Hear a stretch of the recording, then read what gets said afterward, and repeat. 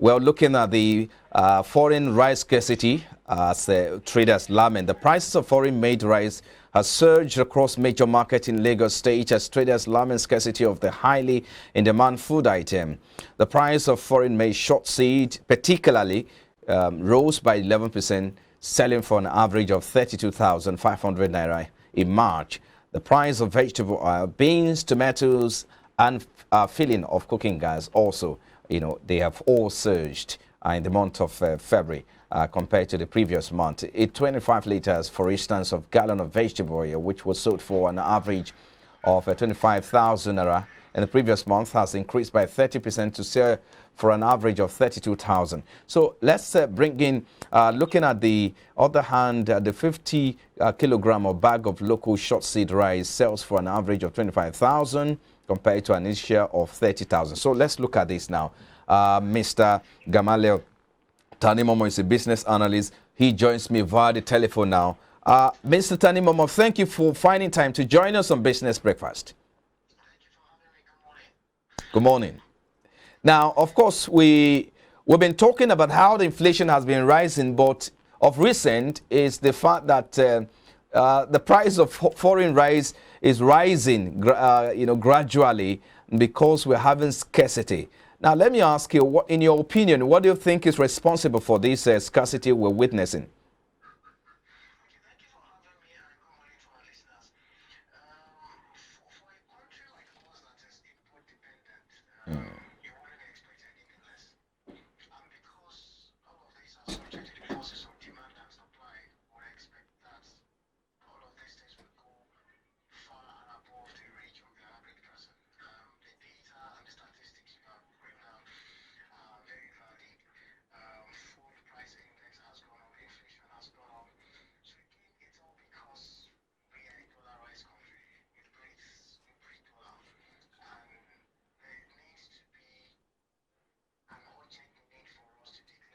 Okay, Mr. Gamaliel.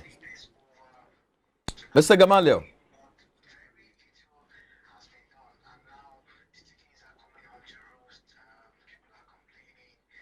Okay. Just a moment. Just a moment.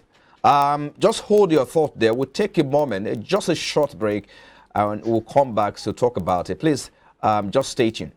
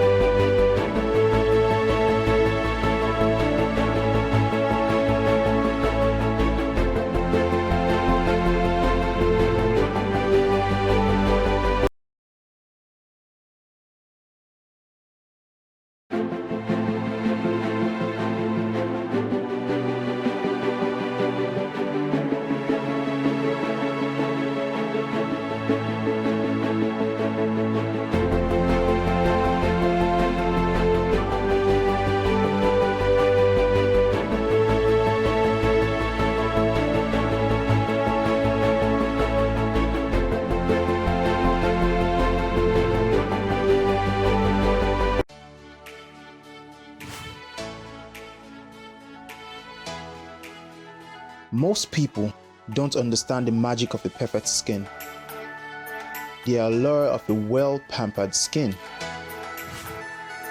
We bounce from skincare products to skincare products, from spa to spa.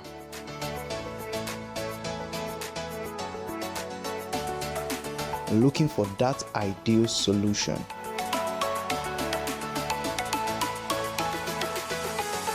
I found the solution.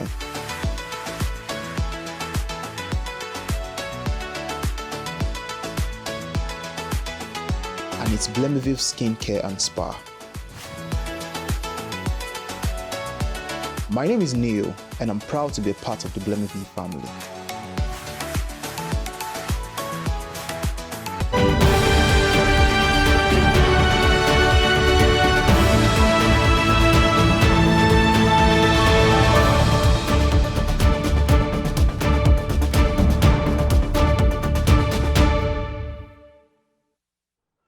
Glad to have you back now. Let's get straight to the discussion. Mr. Gamaliel Tanimomo is still here with us.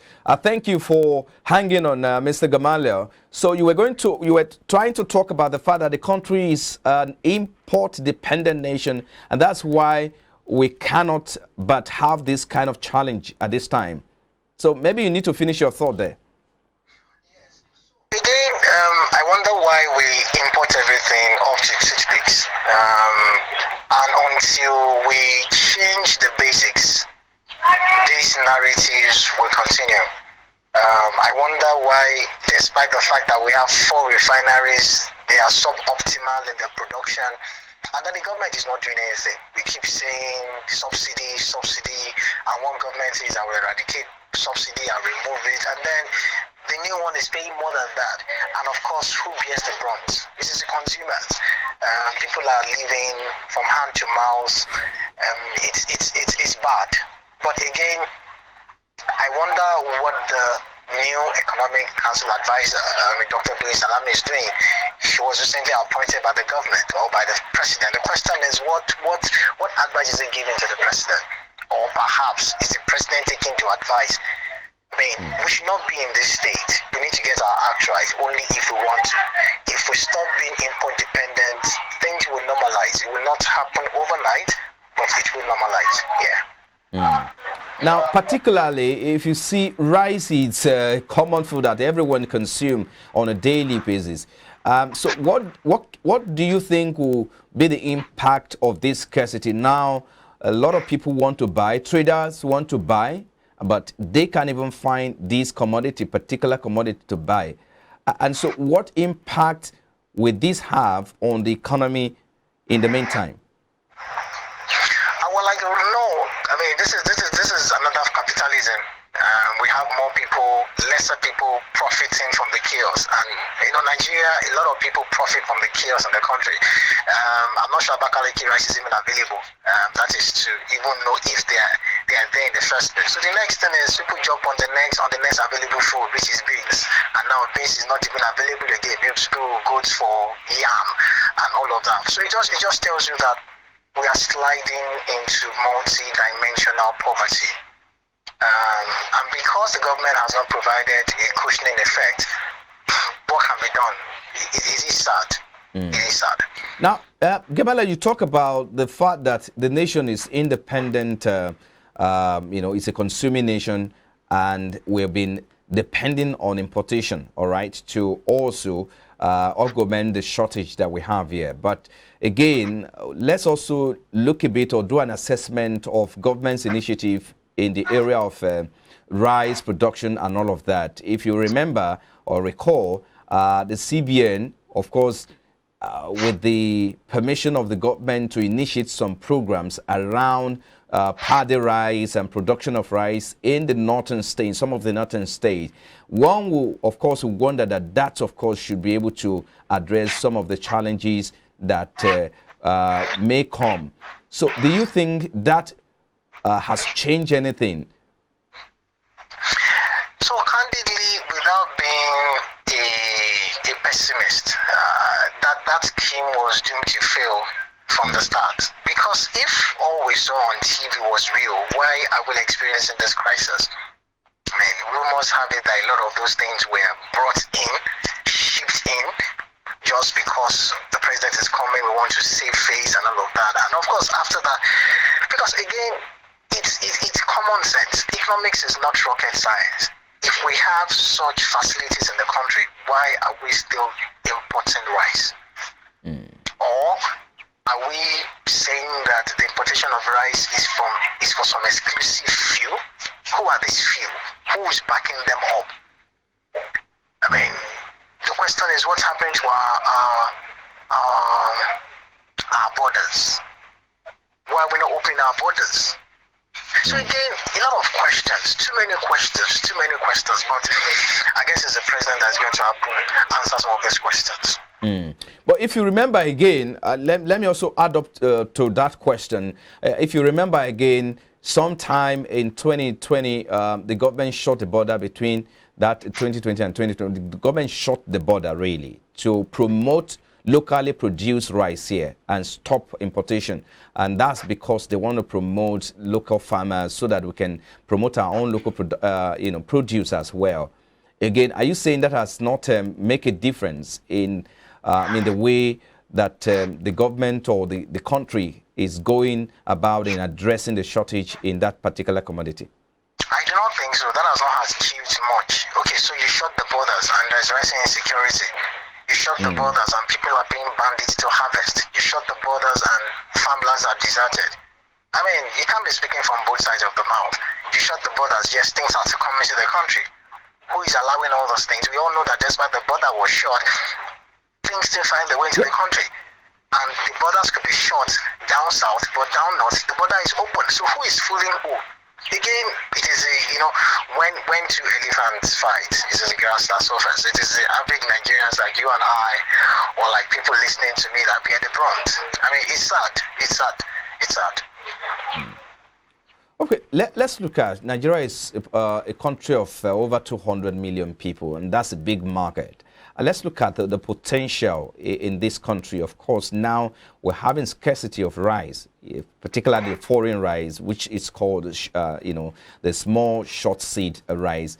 And the country, of course, it's big enough. And so we don't even have enough to consume. How do you think we can open up this market and take advantage of the number that we have to address the shortage in the rice commodity? 5% of American farmers feed Americans, and Americans, the population is double what we have in Nigeria. Lagos State did a partnership with Kebbi State during Ambode's tenure, and they had some form of collabo around rice and all of that. Nigeria has about 58% of arable land. What are we doing? Stand in front of your house, my brother, put a seed, it will germinate.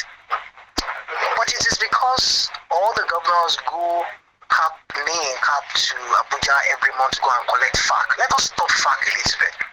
Let every state be dependent. Every state in Nigeria is a country on its own. Lagos State, 22 million people, one of the fastest growing cities in Africa, can be a standalone.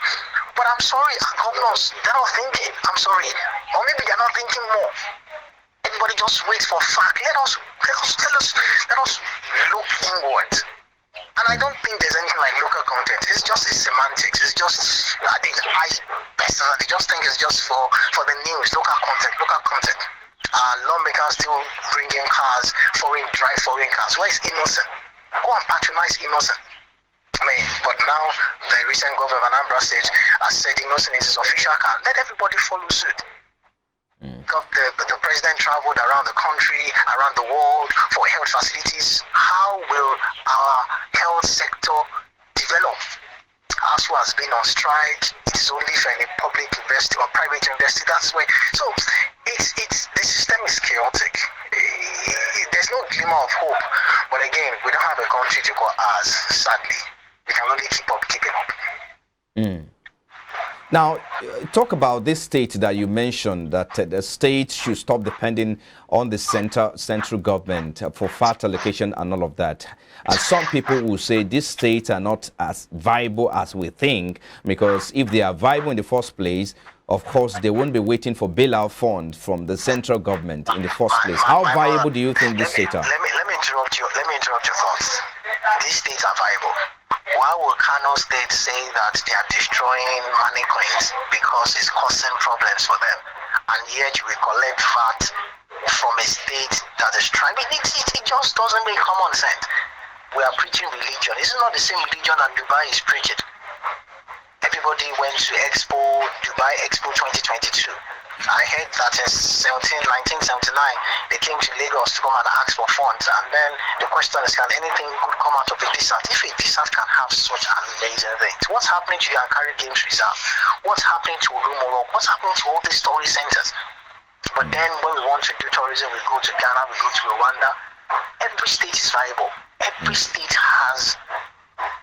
What do you think are some of the things to look at? What do you think are some of the commodities or aspect of sector we need to look at, especially with this state, with regards to maximizing and open up the market in that particular state? What are some of the things we need to look at? One, let's look at agriculture. Two, let's look at gold. Three, let's look at bitumen. those three things, let everybody just take control. Those three things are fine. I mean, let's go back to the regional days when we have Kola North pyramids in the north, this place in the south. Let everybody go back to that. Why is development spiritual? China moved from third world to first world in how many years? I mean, we just begin to think that growth is a voodoo. Growth is not voodoo. Growth is premised on principle, and it can only be driven by leadership. If we have a sane government, my brother, Nigeria will turn around, and it will be like when the Lord turns around the captivity of Zion, we're like them that dream. If China can do it, we can do it. 200 million people, and we are starving, we are broke. No, it's wrong. And we have the best brains in the world. The best brains. We are learned, we go to Harvard. What's the essence of our Harvard? It's just one policy forward, several steps backward. It's wrong. I want to ask you, Mr. Gamaliel, I mean, if you look at some of these states, like you said earlier, you talk about the agriculture, we need to also explore that particular sector as well. But except for Lagos, and we also have Kano, which is also a very big state as well. And apart from Lagos and Kano, which other state do you think? Because Lagos is generating over 160 billion naira in terms of tax, even from VAT. But if you look at the other state, they don't have that population that you think they have to raise fund and invest in some of these things you're talking about. So how realistic are some of these suggestions you're putting on the table? Okay, we can do. So in school we have something called inter-house sport. We can do something like that. We can have Benue State go yam and say, can we throw our yam across the country rather than exporting it? Every state has something. We have bitumen, we have iron ore, we have a lot of things. Bitumen can be used to produce bullets. It can be used to do a lot of things. Every state has something. I beg to disagree. We might not have the population, but we can take it from my state, remain same for consumption, and take it to another state. If Kaduna State can grow X amount of food stuff, and population of Kaduna takes only 50% of that, let them send the surplus out. There's always a surplus somewhere. Even Lagos State can have a surplus. Abatio in Agege, I mean, the economy in that place is crazy. Why can't we have something like that in the north? So when you what's that man's name, threatens us that cow is going to be expensive, we all begin to have a problem. Every state has something.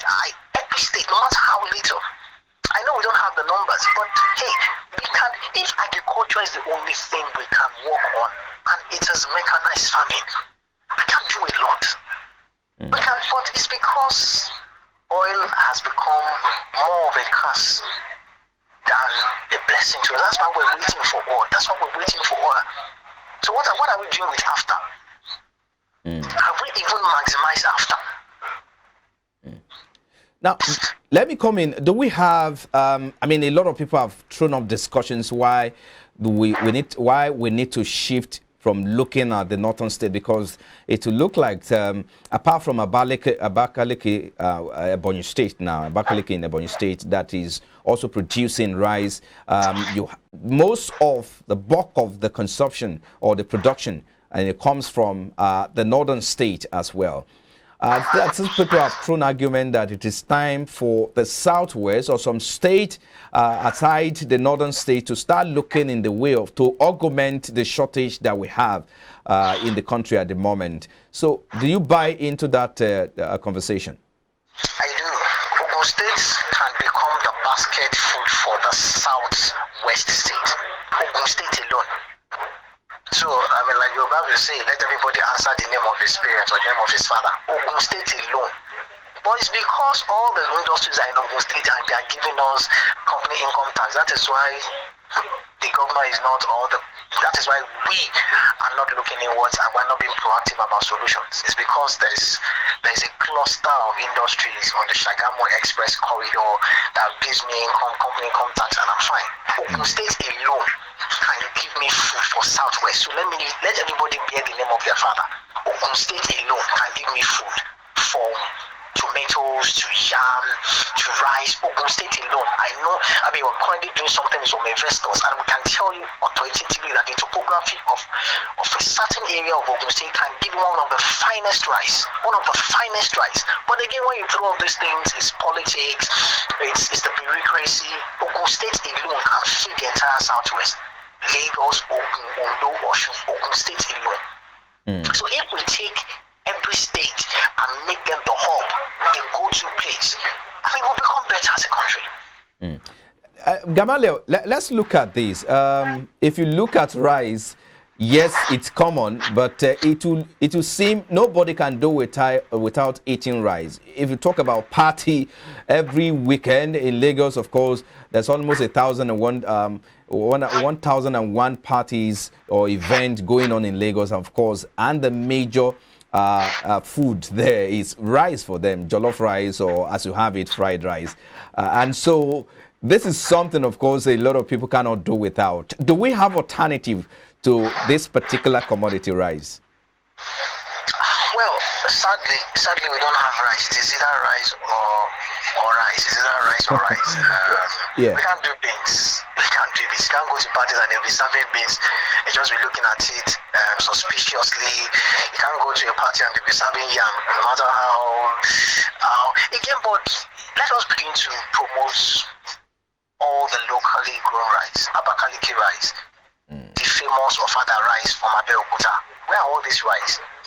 Let them step up the game. Let's provide more standards so that I look forward to my trip to the US or maybe to the UK, and I'm on British Airways and I'm flying business class, and the next food, the food on the menu is Abakaliki rice. I want to eat Abakaliki rice on British Airways sometime in the future, and not some lettuce and all of that. We can do all of those things. This is a time for us to look inwards.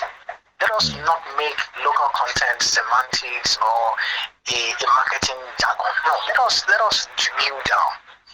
Local content can really be local content. Now, finally, before I let you go, give us what you think, your projection in terms of if the country can, maximize or optimize this particular commodity of farming for commodity. What we will be getting out in terms of benefit and monetary value as well, the market potential, I mean. Okay, so from a policy perspective, the CBN needs to sit up and be more intentional.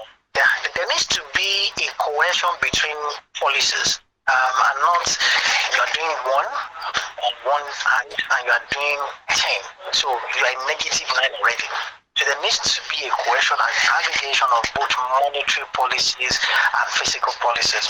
Number two is let us begin to grow our SMEs. Dangote today has become the pride, but how about if you have 100 Dangotes?